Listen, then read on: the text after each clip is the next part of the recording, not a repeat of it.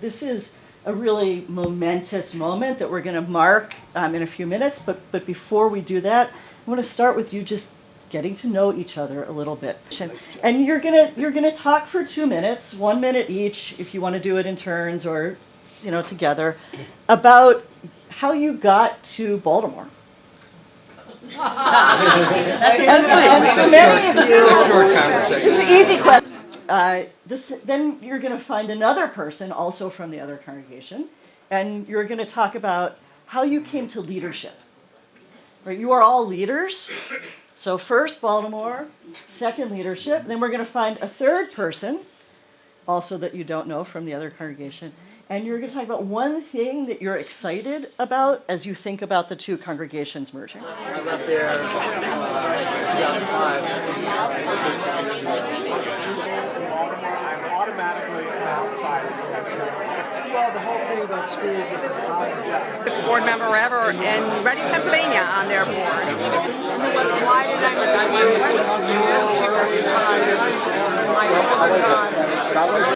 The third question is something you are excited about when you think about the merger. Something that gets you excited when you think about the merger.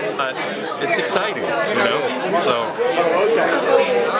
life and also change.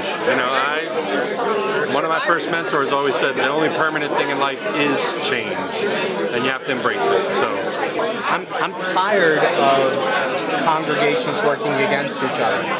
There isn't enough vitality in this market for the number of congregations that there are, and I'm excited to be working together towards something positive rather than working against. You'd think reform would be an easy sell. But we're too easy. We don't. But we're not. That's what people don't get. That we really are a religious organization. Right. I agree with that. They have that foundation, basically. And where it thrives is what makes the difference. So. Yeah, that's good. And to set an example, right? I want them to know that you can sit on the sidelines and do nothing and end up in the same situation, or just be a critic, or you can really stick your nose in and make something hopefully happen. they'll realize that that's a good thing, right? That being away sometimes.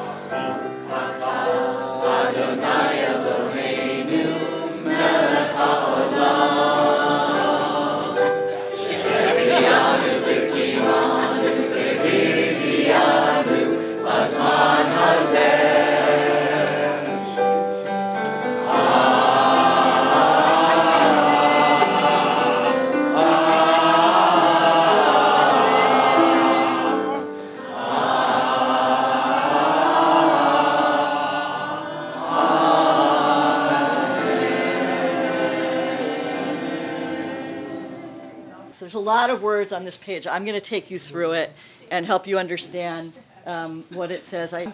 Part of the reason I want to give you these facts is it will provide some context for you about what's happening in the general Jewish community and really, in some cases, in society in general.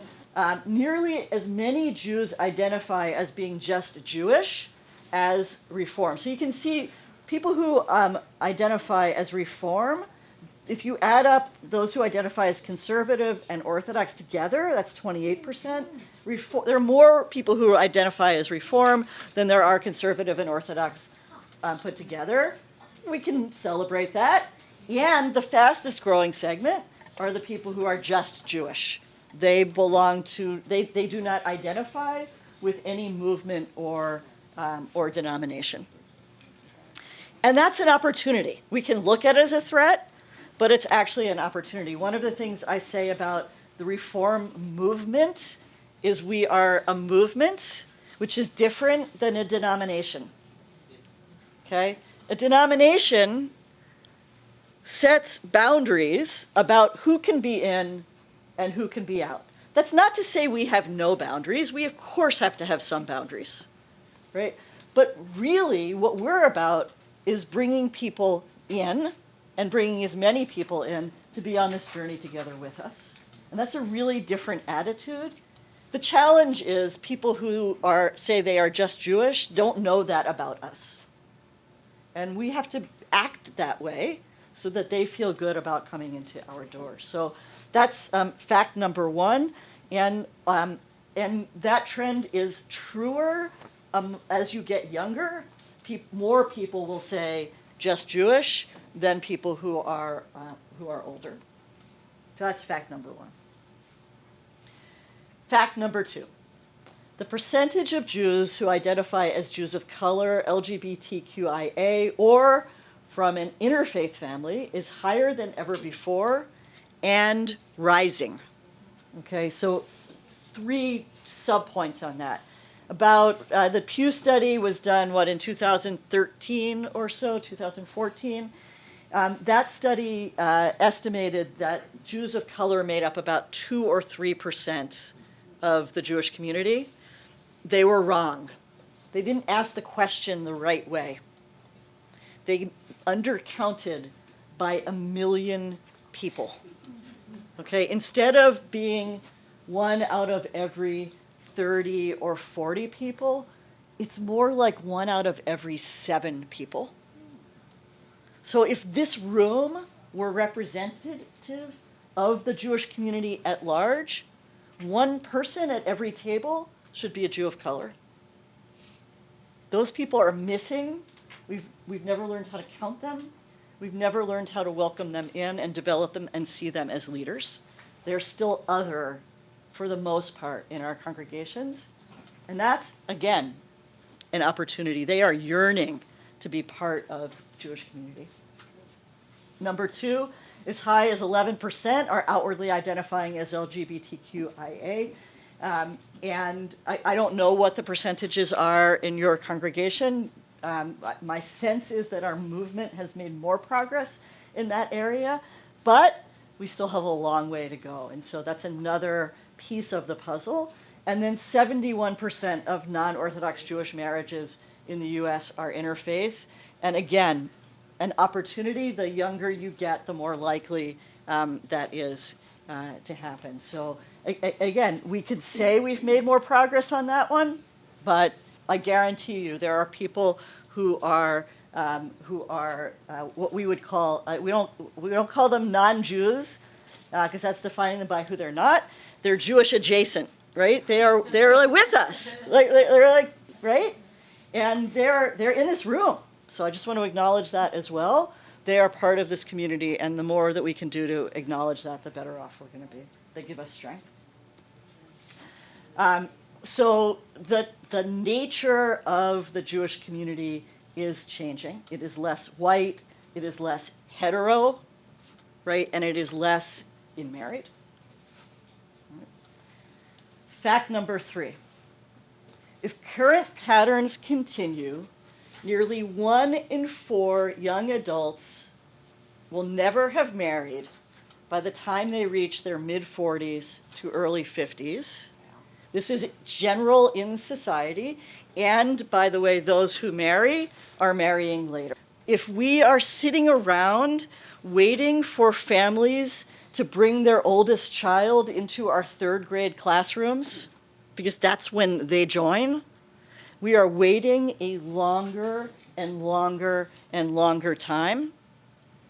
And by the time a couple or a parent brings a child into a classroom and that child is 8 and they're 45, they already have their friends, their social patterns, their beliefs. They already have, to some extent, a center of their life, and it's going to be a lot harder to make the congregation the center of their life the way it was for some of the people in this room.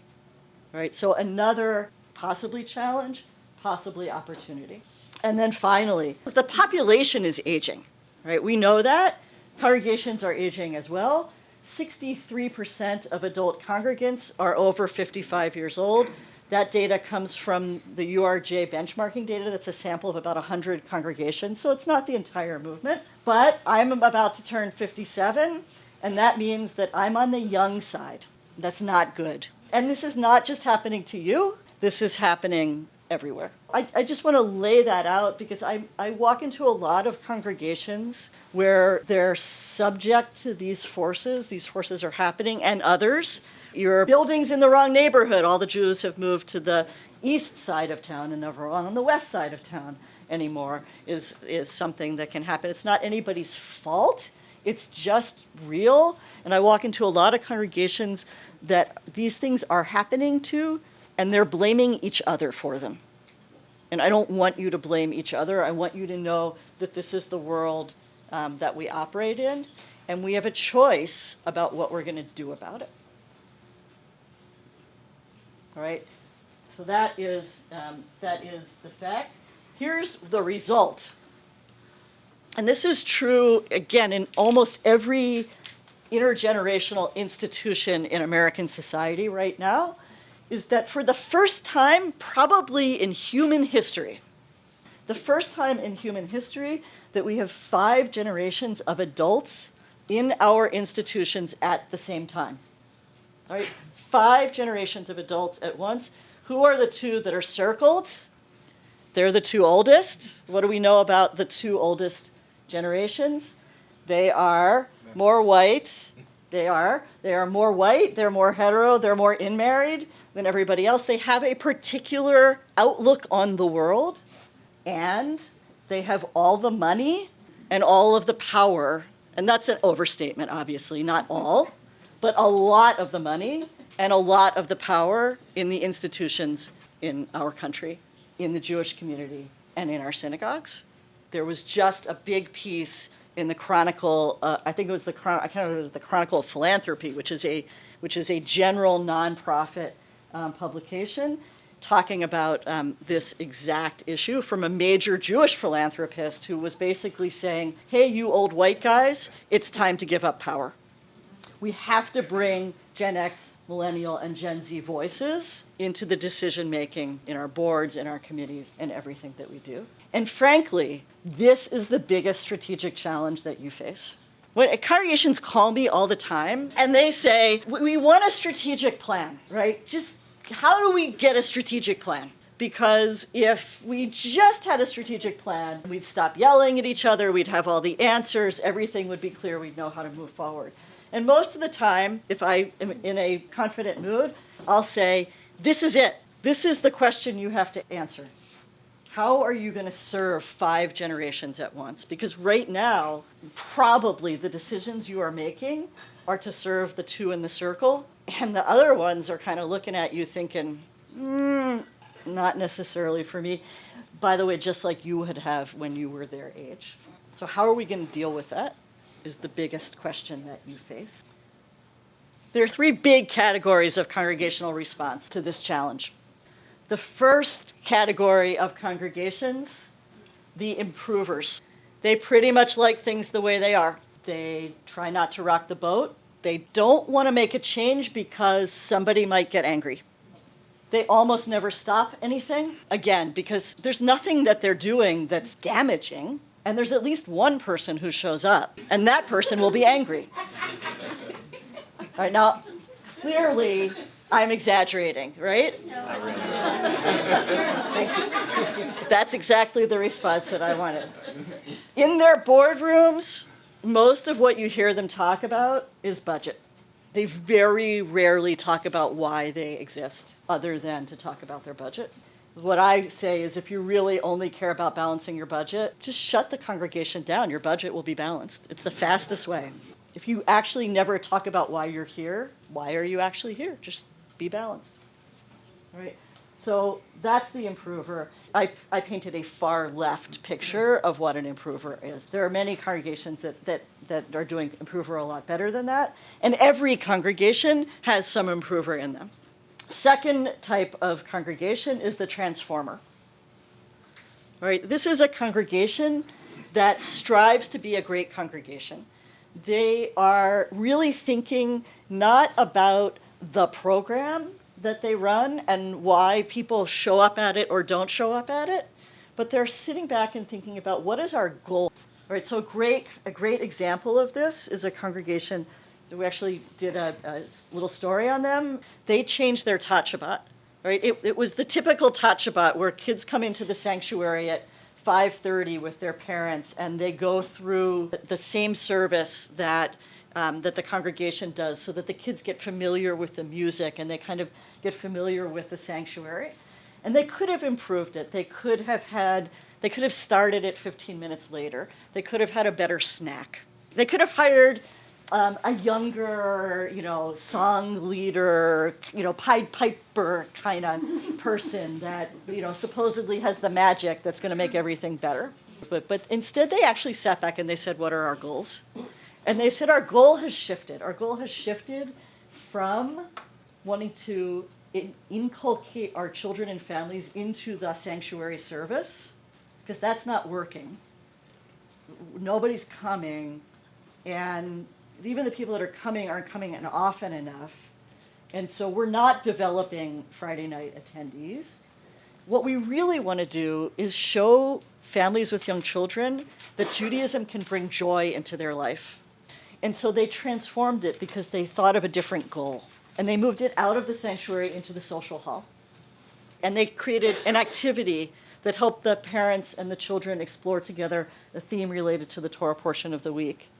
And what they realized was that kids need repetition. And so they actually picked a repertoire of songs and they sang the same songs every time. Just like Sesame Street now does the same 5 shows 5 days in a row. So they really transformed it, and they made it into something that was a lot more alive for their congregation. So that's an example of what it means to transform as opposed to improve.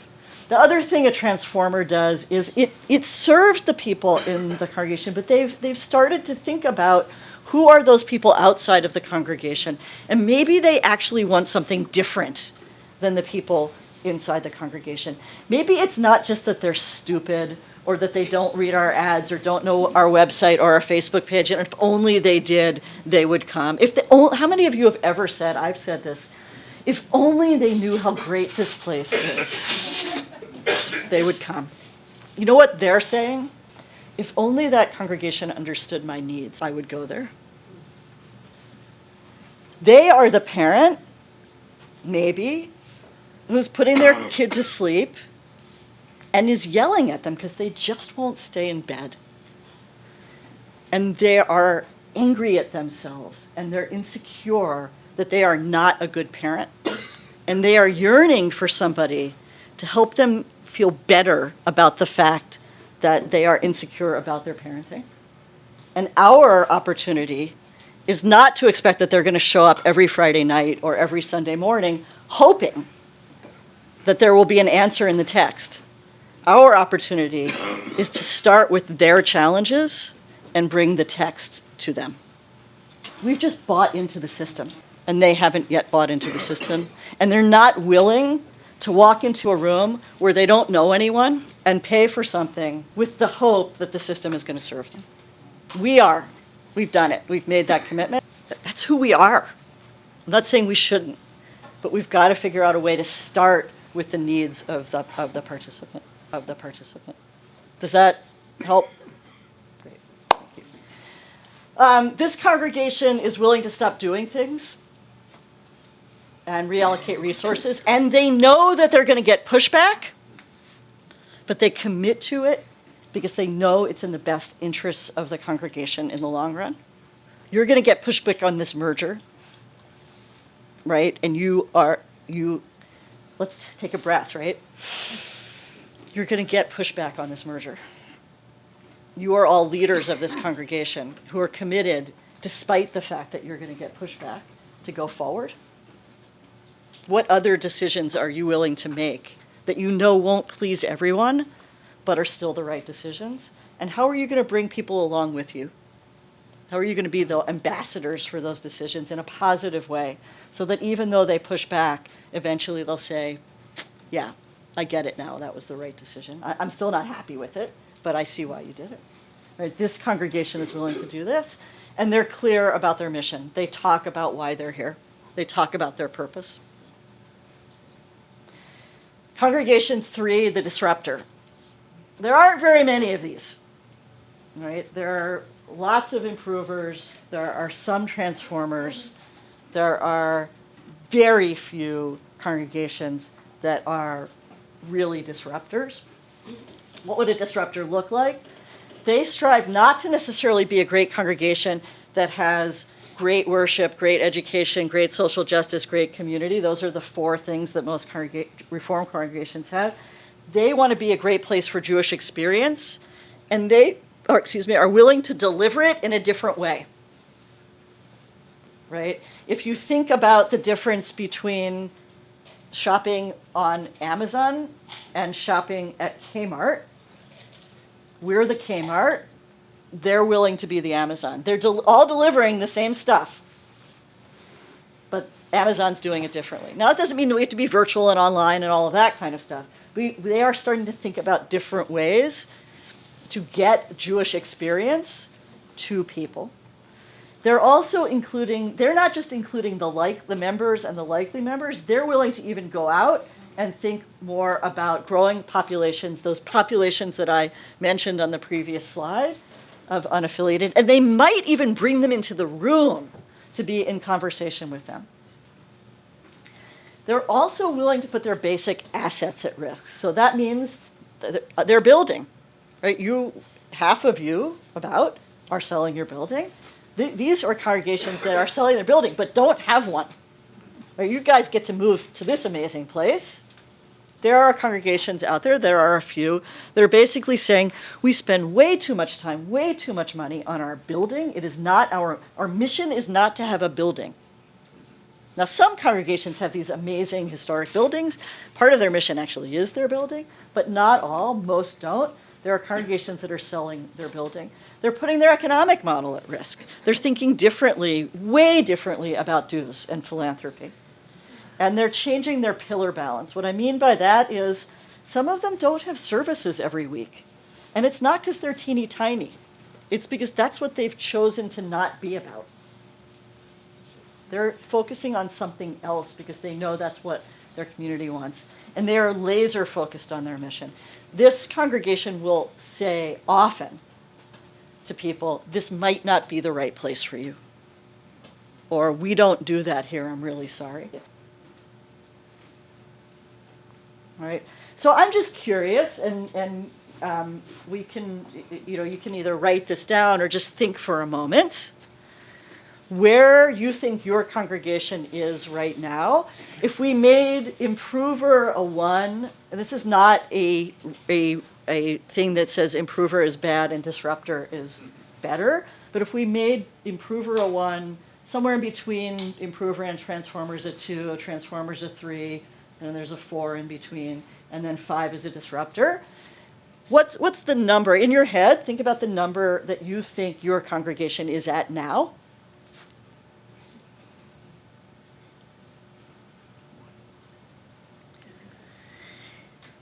And then think about where you would like, where would you like the new congregation to be? So very often when I give this presentation, somebody says to me, well, Amy, what do you think we ought to be? What's the best answer? There's no right answer, right? You've got to pick the right answer that's for you. But let me tell you what I think might happen to congregations who pick one of these 3 paths. The improver congregation, and it relates back to your comment, and I will get there, I promise. Okay. The improver congregation better have an endowment, planned giving, and advantaged demographics. Meaning people are moving to their area, not moving away from their area. Or they're on a metro line or a subway line or something like that. If they don't, they're not going to be here in X years. And X just is about the size of the endowment and how bad the demographics are. The transformer congregation will be much better off if it has an endowment, planned giving, and strong demographics. It will be able to overcome some of not having those 3 things, but if it has none of those 3 things, it's also going to be really, really hard. And the disruptor, I don't know. We don't know. It's risky.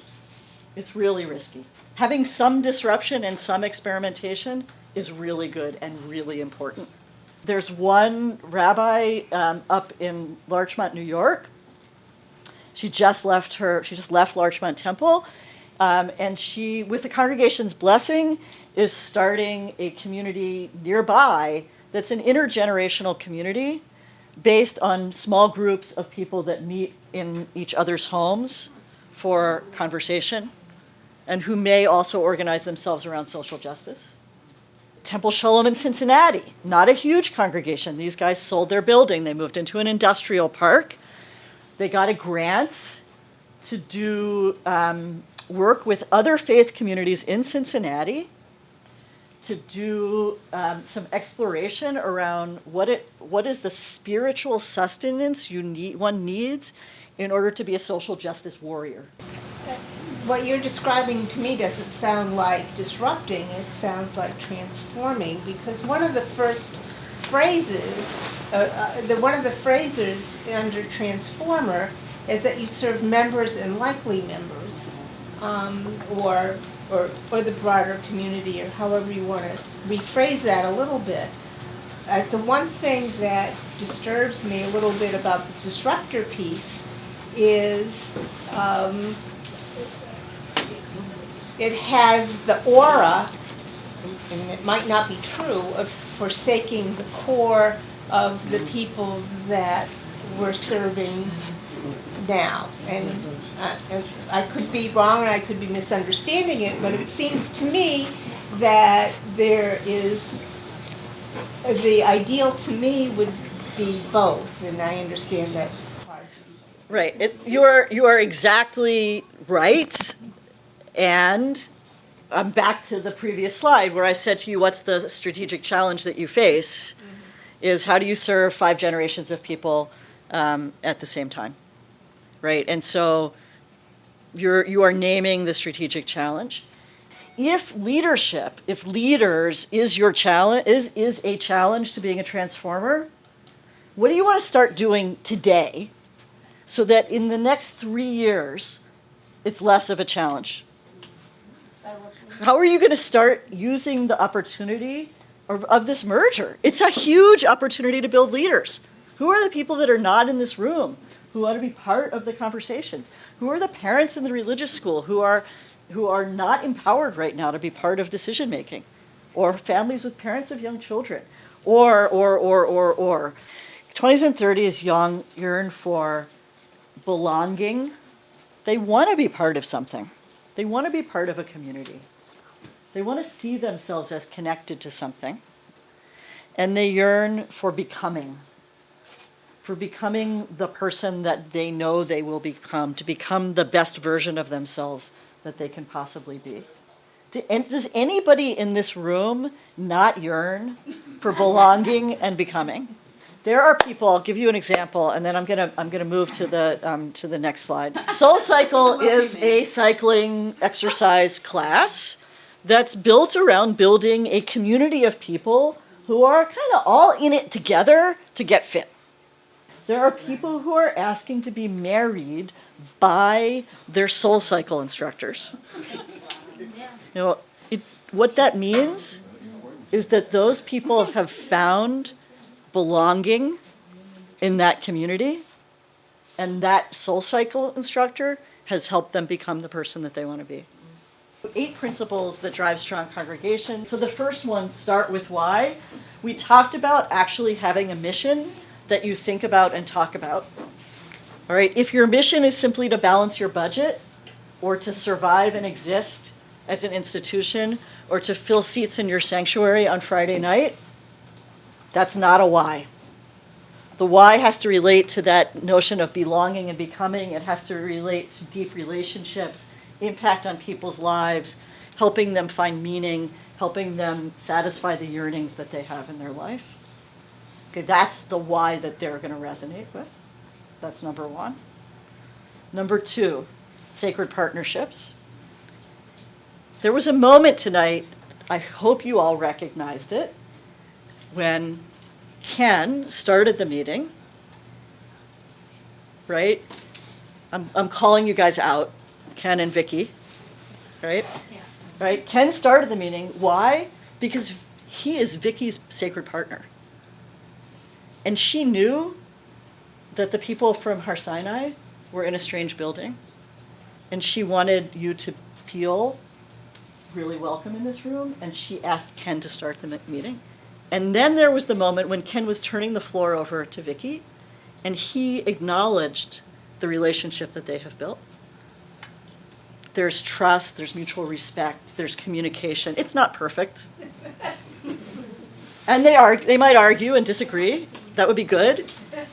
But they have built a partnership. And that partnership is different because you're doing it in a congregation than it would be if you're doing it in other institutions. There's a level of holiness that is layered on top of it. It also recognizes that there's not one person, usually with the first name rabbi, who people put in a position to say, if only we had a different rabbi, this whole thing would be better. Now, it's about lay leaders and professionals and clergy working together in sacred partnership, right, and how you build those relationships. Number 3, focus on best principles, not best practices. Don't ask me what the best way is to do Tat Shabbat. I will not answer that question. What I will tell you is that a best principle of Tat Shabbat is to understand the goals and to think about what your parents want and need and what they're looking for, and then design around that. That's a principle, not a practice. Okay? If I tell you that my congregation has an amazing outdoor service in March, I'm in California. I can do that. Right? The principle is not an outdoor service in March. The principle is that we got out of our building. Okay? You can get out of your building too. How are you going to do that? You figure out the practice that works for you, the principle. Focus on best principles, not best practices. When you focus on best principles, you can experiment. These two congregations are now coming together. One congregation might do a Devar Torah from the rabbi at the beginning of every board meeting. Another congregation might do a share your Jewish journey exercise at the beginning of every board meeting, where one board member does that. They have to make a decision. What's the principle at work? The principle is that they bring some level of holiness and recognition that this is a sacred Jewish institution to every board meeting. Now, let's experiment, because there are lots of different ways to do that. Right? If you start with principles, that allows you to experiment, because you're actually thinking, you don't get hung up on the way you do it now. You think about your goals. And that's going to be really important as you come together in a merger. It's going to be really important as you start to learn what those people out there want, is to begin to try things. Speaking of those people out there, that's number 5. Bring participants and potential participants into the design process. Don't try to guess at what they want. Number 6, redefine success. How many of you can tell me how many people typically show up at your congregation on a Friday night? How many? 40? Both congregations? 80? Okay. Why do you know that?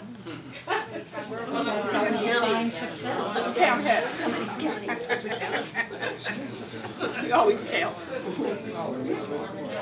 That's exactly right. When I was president of my congregation, I had Ina. Ina would come to me at every event, as soon as I got off the bima or whatever, wherever I was, and she'd tell me how many people were there.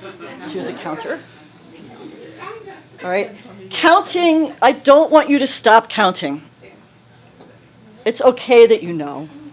It's really a good thing that you balance your budgets. But if your success is only defined by counting how many and balancing your budget, you're not actually thinking about why you're really here. You're not thinking about building those relationships. You're not thinking about making meaning. You're not thinking about having impact on people's lives. I'm going to pick on the educators in the room for a minute. I'm actually going to pick on the board. If I don't know if you have your educators do a report at your board meeting. Some congregations do. Many of those congregations ask their educators to report on two things: budget and enrollment. And that's it. That's it. You have these precious lives in your building every week. You never ask your educator what is happening. You only ask, I'm not saying you do this, by the way. Other congregations, you like general, people do that. That is not the way to measure success. It is important. You got it. Yes, think about your budget. Yes, think about enrollment. But my God, what are your educational goals? What's happening to these children and to their families? Right? If all we think about is budget and enrollment, of course they're going to leave after B'nai Mitzvah. We never actually cared what was happening. We've got to redefine success. Number 7, decide what to stop. It didn't, this is new. This is a new one. I'll let you know. Number 2 used to be acknowledge the sacred, and number 7 used to be about partnership, and I combined them. And I guess I really want to add number 7. In order to make anything a priority, in order to raise one thing as a priority, what has to happen to other things? They have to drop.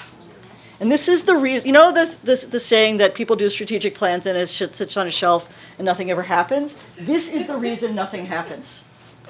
Because people raise things as a priority, but they refuse to allow anything to get lower. Right? The improver congregation really doesn't ever want to stop anything. The transformer congregation is willing to start thinking about stopping.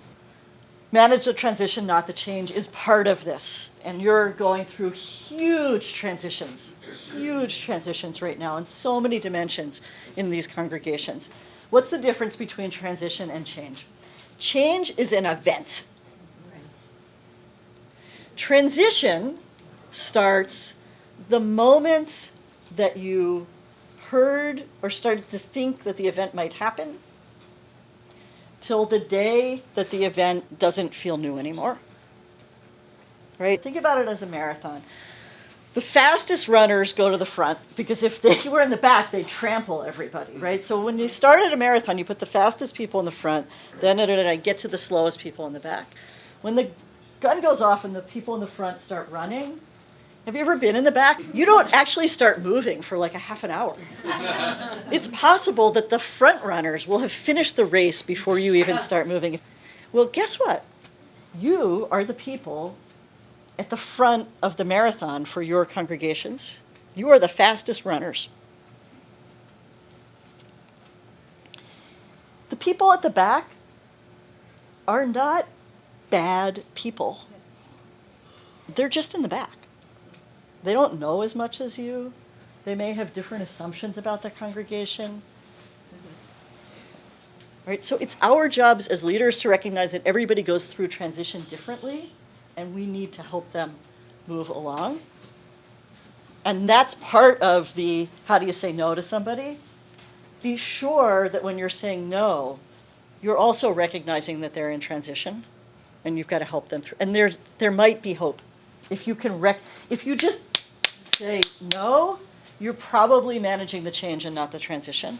But if you engage in a conversation, reasonable, the other person has to be reasonable too, you're managing the transition and not the change. Right. One of the things that organizations do that manage transition really well is they actually sit down and they think about different subpopulations within the congregation and how each one of those populations is dealing with change. So how about all of your past presidents? How about all of your biggest donors? How about the families who have B'nai Mitzvah coming up in the next year? And on and on and on. How about the people who can trace their roots back to the founding of the congregation, if there are those families in the congregation? Like I'm making this up as I go along, but you know who these people are, and you can sit down and start mapping it out and saying, you're going to go and talk to this group, and you're going to go and talk to that group, and so-and-so, you go talk to them. So you have to start with a vision. Right, wrong, good, bad. I think that both congregations, to some degree, some people in both congregations, to some degree, I'm not criticizing anybody, have sort of lost the vision. And this is an opportunity to restart that vision. My advice to you is don't give up on each other and keep talking to each other. Do not give up each other. Do not otherize each other. Do not otherize. Do not otherize each other. Right? Yeah. You all That's have good. something. You all have something.